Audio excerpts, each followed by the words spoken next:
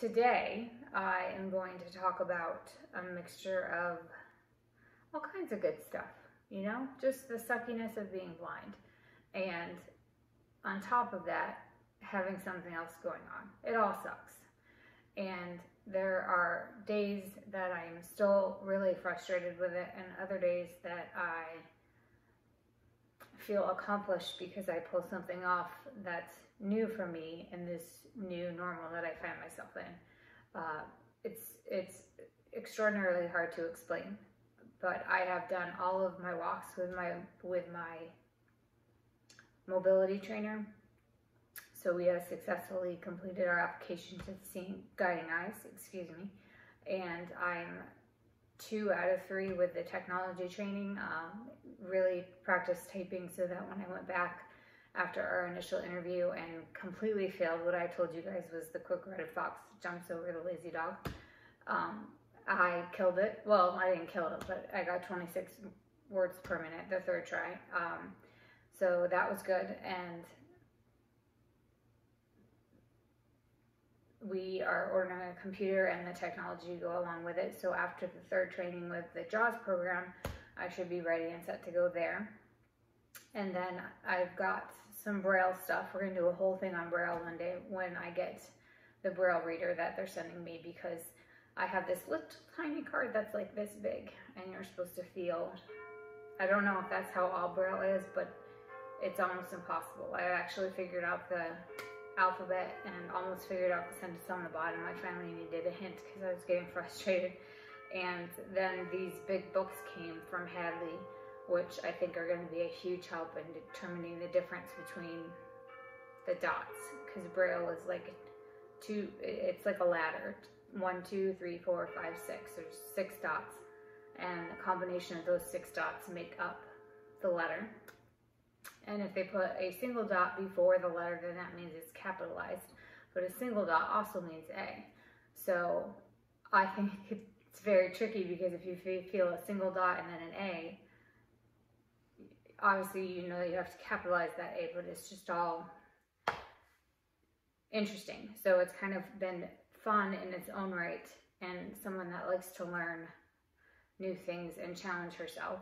That's the only good thing I think that's come out of all of this, is that I feel like I've been able to take all of this negativity and say, what can I do with it? What can I learn? How can I learn? What do I need to do to make my life as normal as it can be? But then reality sinks back in, and I realize that it's never going to be normal again.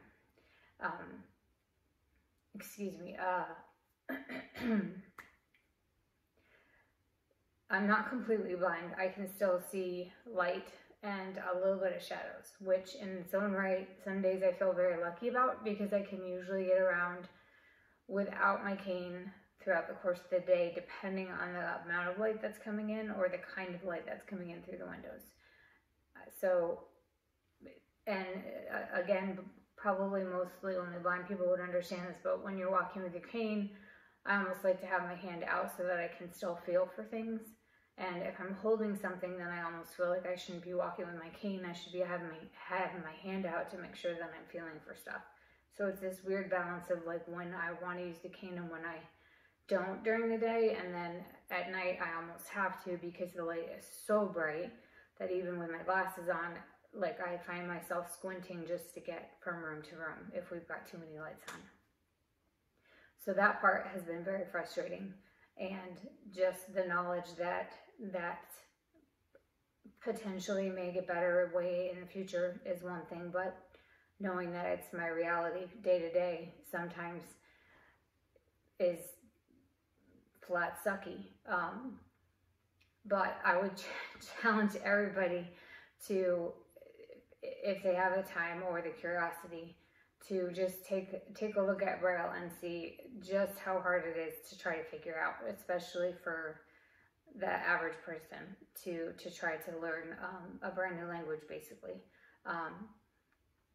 And close your eyes when you're on your keyboard and see how fast you can type, or if you can actually reach the number 1 or the 9 or the and sign and the shift and all those keys that you take for granted because you can see them with your fingers based on the fact that your fingers are on the home row, if you know what the home row is, which we've already discussed in last week's session.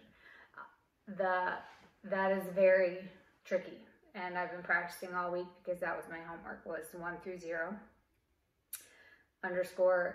dash and equal sign, and knowing what comes above all of those. So the @ sign, the exclamation point, the and sign, the ampersand, blah, blah, blah, blah. So that was my homework. I've done it. Tomorrow we're going to see. Hopefully I'll rock it out again, and I'll come home feeling accomplished.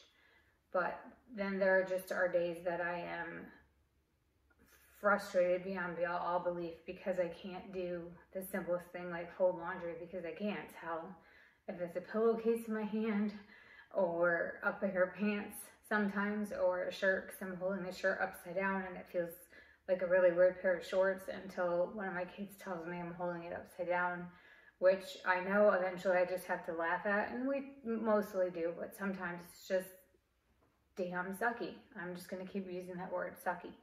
I have to stop saying, Jesus. Ooh, don't, Matt, cut that out. People shouldn't hear me swear.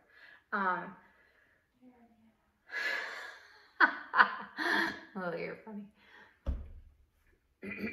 So, I think what I want everyone to take away from today is that no matter what your circumstances are, there is a small piece of me that still tries to pretend that it's the same thing that I had to do when I brought my baby girl home.